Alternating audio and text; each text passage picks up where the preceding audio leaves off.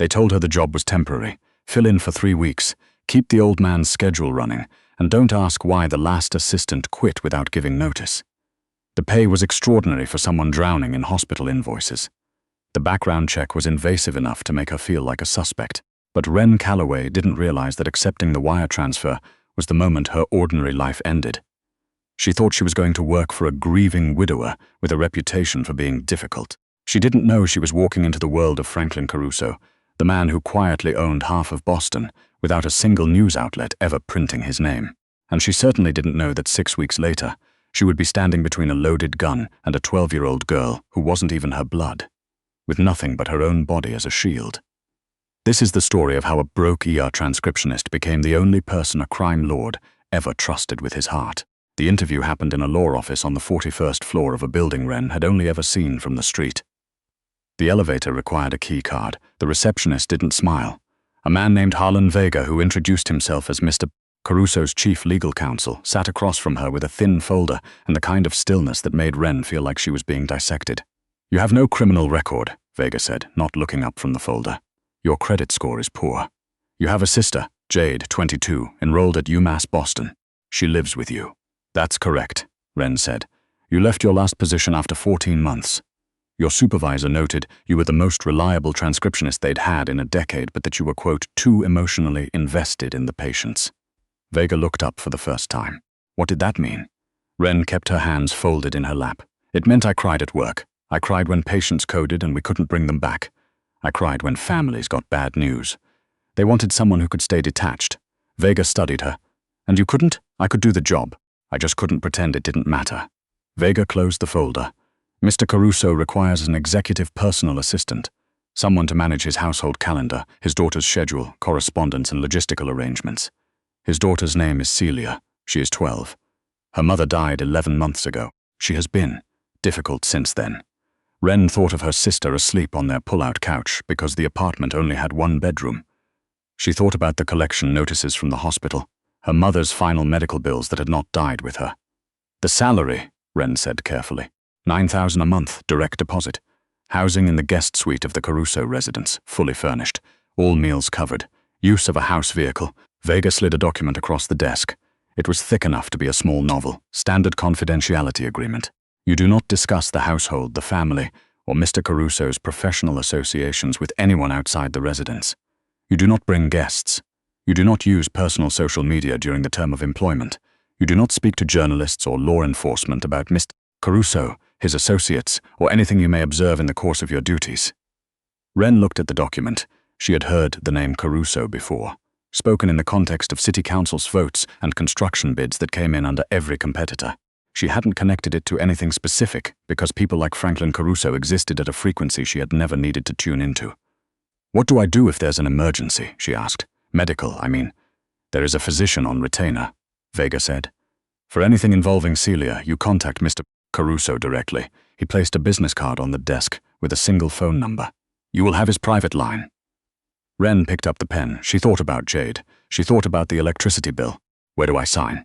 The Caruso residence was a townhouse in Beacon Hill that looked, from the outside, like every other 3-story federal-style brownstone on the street. Understated. Expensive in the way that doesn't announce itself. Inside, it was a different world. High ceilings. Original millwork. A kitchen that had been modernized so precisely it felt like a showroom. The housekeeper, a compact woman in her 60s named Mrs. Bautista, showed Wren to her room on the 3rd floor, with the efficiency of someone who had done this before, several times. "You stay in this wing, Mrs." Bautista said, with the particular flatness of someone delivering instructions they were tired of repeating. "Mr. Caruso's study and the 4th floor are private. He works early and late. He does not like surprises." "When does he come home?" Wren asked. Mrs. Bautista paused at the door. She looked at Wren the way people look at someone who doesn't quite understand what they've walked into. "He's here now," she said. "He's always here. You'll meet him when he decides to be met." Celia was in the library when Wren found her, not reading, sitting in the window seat with her knees pulled to her chest, staring at the street below with an expression of such concentrated misery that Wren stopped in the doorway. The girl was small for 12, dark-haired. She had the look of someone who had recently stopped sleeping enough, the kind of translucent tiredness that settles under the eyes and doesn't go away. She didn't look up when Wren knocked on the open door. "You must be Celia," Wren said. "You must be the new one." Celia said. How long are you staying? I don't know yet, Ren said honestly. I just got here. That seemed to catch the girl off guard. She turned her head slightly. The last 3 said they were staying long-term. 1 left after 2 weeks. 1 lasted 11 days. 1 didn't even make it to a week. That's a rough track record, Ren said. Can I ask why they left? Celia looked back at the window. I told them they didn't actually care about me, that they were just here for the money and they'd disappear the second something better came along. Like everyone else, Ren walked to the window seat and sat down at the other end. Not too close. Celia tensed but didn't move. You're probably right about the money part, Ren said. I do need it. My mom died 8 months ago and she left debt I'm trying to cover. But that's not the only reason I'm here.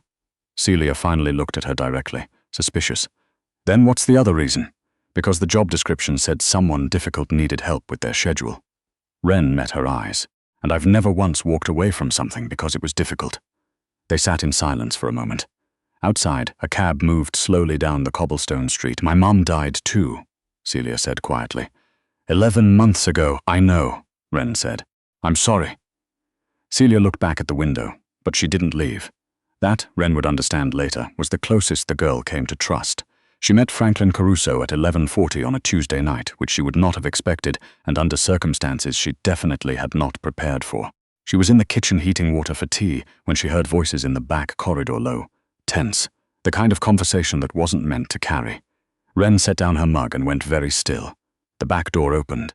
3 men came in first, moving quickly, and then Franklin Caruso walked through behind them, and Ren understood immediately why nobody ever described him accurately.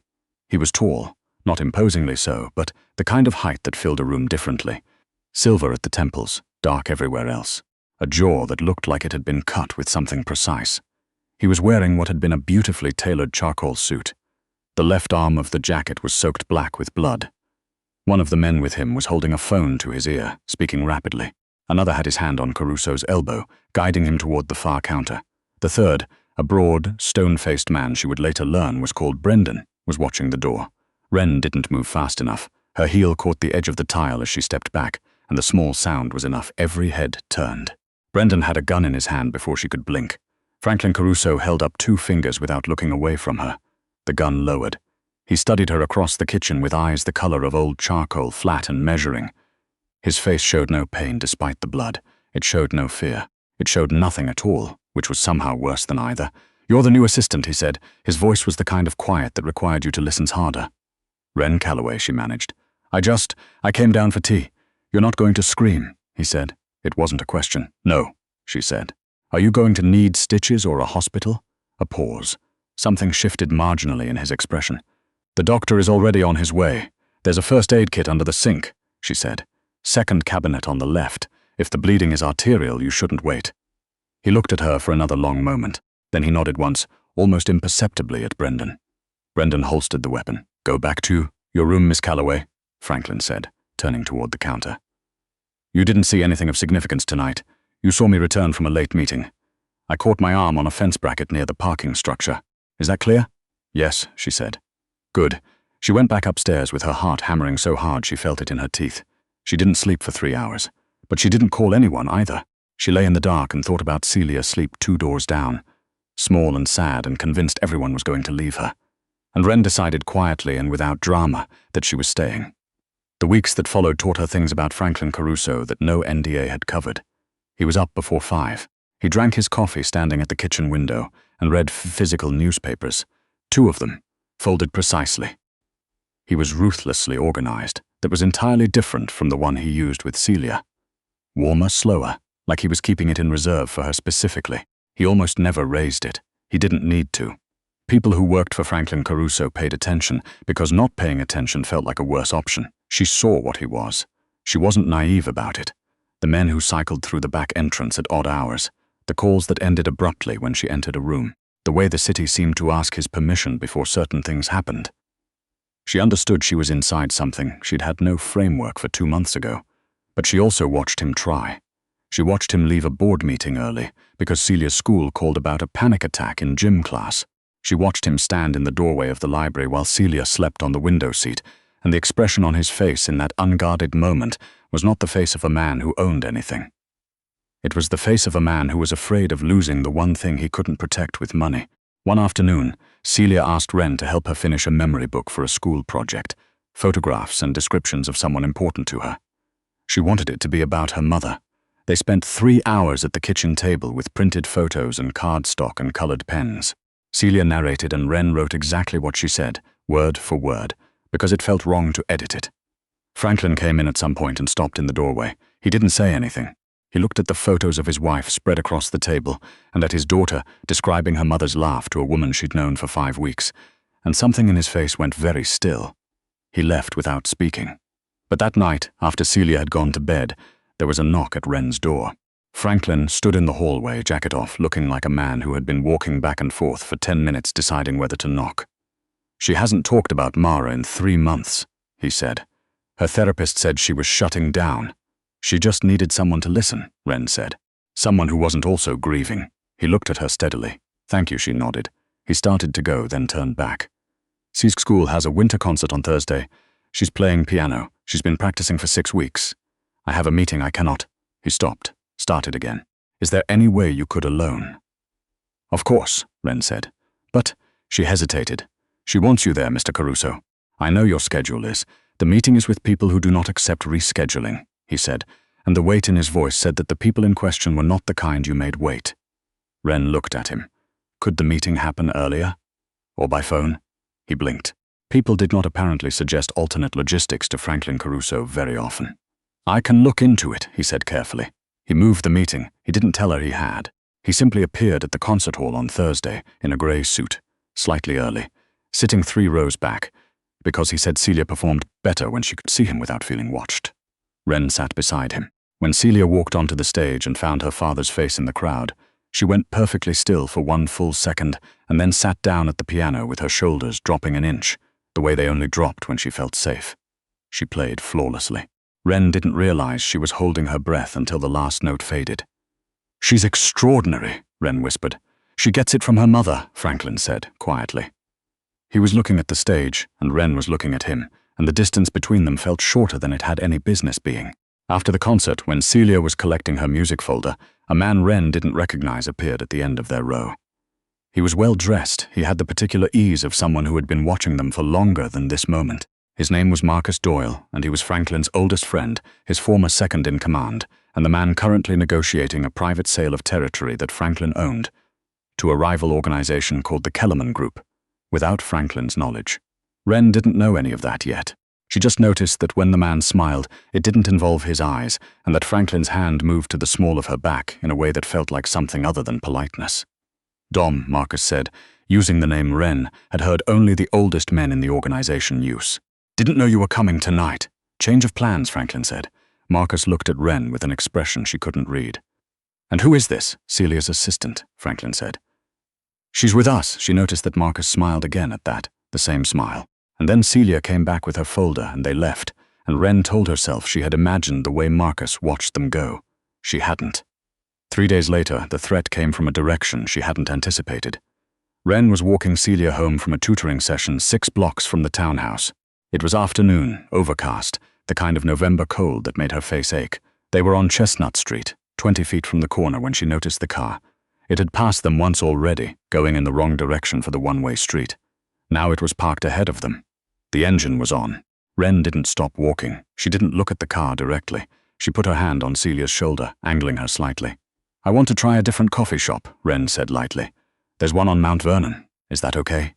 Celia looked at her sideways. She was smart. You saw something. I'm not sure, Wren said honestly. Walk with me, normal pace. She pulled out her phone and sent a text to Brendan's number, the one she'd been given for household emergencies. Chestnut between Willow and Spruce. Dark blue sedan, plate partial 4T something. Walking Celia toward Mount Vernon. Not sure. 3 seconds later. Don't stop walking. Eyes forward. We're 90 seconds out. She kept Celia moving, kept her own voice even, talked about nothing. The coffee shop, whether Celia wanted a scone, was she warmer in the gloves with or without the lining? Celia matched her tone exactly, because the girl was extraordinary in ways Franklin didn't always see. And when the black SUV pulled smoothly around the corner, and Brendan stepped out on the sidewalk ahead of them and simply fell into step beside Celia, as though he'd been there all along, Celia didn't even flinch. That night Franklin came to her room again. This time he didn't hesitate at the door. You identified a surveillance vehicle in under 30 seconds, he said, and you moved her without causing a panic. I grew up in Dorchester, Wren said. I know what a car that isn't moving right looks like. He was quiet for a moment. He looked at her in a way that she was beginning to recognize measuring, but also something else, something he hadn't decided what to do with yet. Brendan said she was calm the whole time, he said. Because of you. She's tougher than you give her credit for, Wren said. She just needs someone to be steady with her so she can be scared when it's safe to be scared. Franklin sat down in the chair by the window.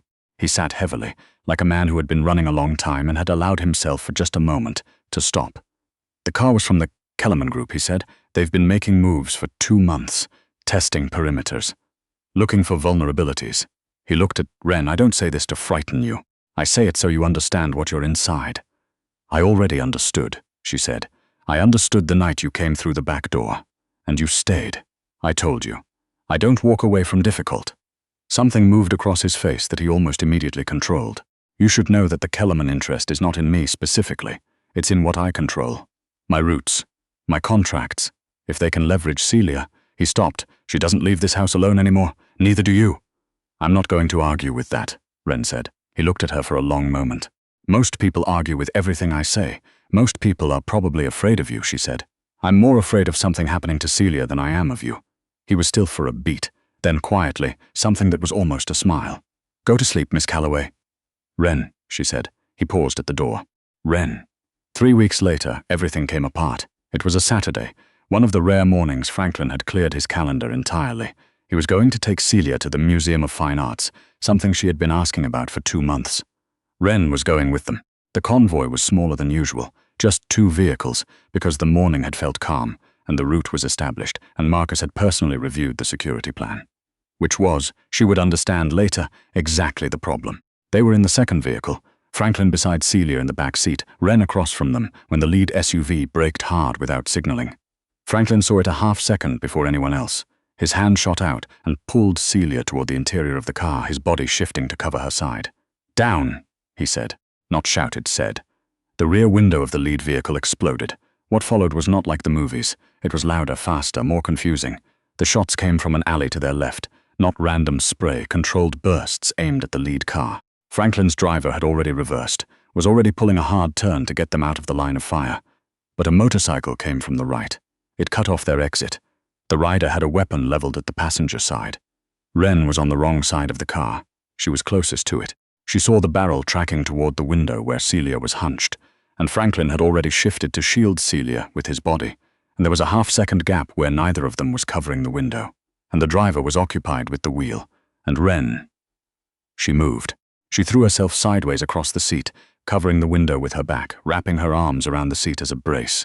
2 shots. The window went. She felt the first one like a truck had hit her left shoulder. Not pain immediately, just force, enormous and wrong, slamming her forward. The second burned across her ribs and was pain, immediate and white. Then everything went muffled. The motorcycle was gone.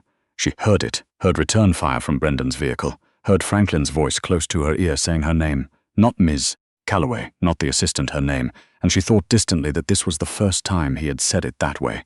She looked down at her shoulder. The seat was dark, she said. Her voice came out wrong. Hold the door shut. They may try to, I have it, Franklin said. His hands were on her. She registered the pressure. He was stopping the bleeding with his own jacket, folded and pressed hard, and his face was inches from hers, and the expression on it was not the controlled, contained face she had catalogued over the past months. It was pure, unmanaged terror. Celia, Wren managed. She's here. She's not hit. His voice cracked on the last word. Don't talk. I'm staying, she said. The world went sideways. The private facility was somewhere in the south end. Wren didn't see it clearly. She drifted in and out in the car, and when she woke fully, she was in a white room with a line in her arm and the kind of heavy packed cotton silence that comes from heavy medication. Franklin was in the chair beside the bed. He had not gone home. She could tell by the state of him. Same clothes, sooty at the collar, the jacket long gone. He was awake, watching her, and when her eyes opened fully, he leaned forward. Celia, Wren said immediately. Home. Safe. Brendan has the house locked. His voice was steady but threadbare. The doctors said the bullet fractured your clavicle and nicked a rib. You lost blood, but nothing is permanent. You are going to be all right. She exhaled, long and slow. Good. It is not good, Franklin said. His voice dropped to something that was barely controlled. You moved in front of a weapon aimed at my daughter. Someone had to, you're not. He stopped. Start it again. That is not what I hired you to do. Ren looked at him. I know what you hired me to do. She shifted, and the pain made itself known cleanly. She held still. I also know what I chose to do. Those aren't the same thing. He was silent. He looked like a man standing at the edge of something he hadn't expected to reach. Celia said something in the car, he said finally. She asked me if you were going to be okay, and I said yes, and she said, promise me, because she's the first person who ever listened like she actually wanted to know. Ren closed her eyes briefly. Opened them, she'll be okay, because of you, because she's resilient. I just didn't get out of her way. He leaned forward, elbows on knees, his hands loosely clasped. He was not looking at the door or at the floor the way he usually managed conversations that weren't business. He was looking at her. I need to tell you something, he said, and I need you to hear it as information, not as a debt. Okay. The Kellerman Group, he said. The Kellerman Group was the story. The car outside last month was a setup, a false lead designed to make me look sideways while someone else moved. He paused. The tip about the Kellermans came from Marcus. I didn't question it. I've known Marcus since I was 19 years old. Ren said nothing. She thought of the concert hall, the eyes that didn't smile. He made a deal, Franklin said. Sold my roots, my contacts, the schedule for today, to a man named Doyle Sr., Marcus's uncle, who runs a freight operation out of Providence and has wanted my contracts for 4 years. The attack today wasn't meant to take me out. It was meant to take Celia, so I would fracture, so I would make mistakes from grief and Marcus could manage the fallout. The room was very quiet. He would have let his own goddaughter. Ren couldn't finish it. He did more than let it happen, Franklin said. His voice had gone to the particular flat register she had come to associate with the moments when he was most dangerous. He planned it. Where is he now? Franklin looked at her with eyes that had gone entirely still. Being found. She didn't ask what happened next. She already knew. She thought about Celia, who had lost her mother, and then watched the only stable woman in her orbit take a bullet in front of her. And something moved through Ren that had nothing to do with professional duty. I want to be there when you tell her, Ren said. Tell her what? That she's safe. That she doesn't have to be afraid anymore. Ren looked at him steadily. She'll need to hear it from you, but she'll believe it if I'm in the room. Franklin looked at her for a long moment. You are the most unusual employee I've ever had, he said finally. Is that a complaint? No, he said quietly. It is a long way from a complaint. He stayed. She slept, and when she woke again near morning, he was still there. A paper cup of cold coffee on the table beside him, his head tipped back, finally asleep in the chair with the particular exhaustion of someone who had held themselves together for hours past the breaking point. She lay there and watched him for a minute, this man who had woken up every day for 11 months carrying the weight of a grief he couldn't show, and a child he didn't know how to reach, and an organization built on silence and control. He had let none of it slip in front of her. Not once. Until tonight. She thought about Jade, who had texted 3 times, and to whom Ren had sent a response drafted by Brendan that said she was fine. A minor accident. She'd call soon. She thought about what she would say when she did call, how she would explain any of this, and she decided she couldn't and wouldn't, and Jade, who had known Ren her whole life, would understand without explanation that some things don't translate.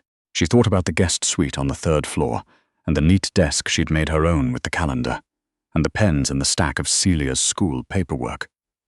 She thought about the kitchen table and the memory book, and Celia saying she's the first person who ever listened like she actually wanted to know. She thought about the door of this room, and what was on the other side of it, and what she was going to do when she was well enough to walk back through it. When Franklin woke, the room was grey with early morning. He sat up slowly, rubbing the back of his neck, and found her watching him.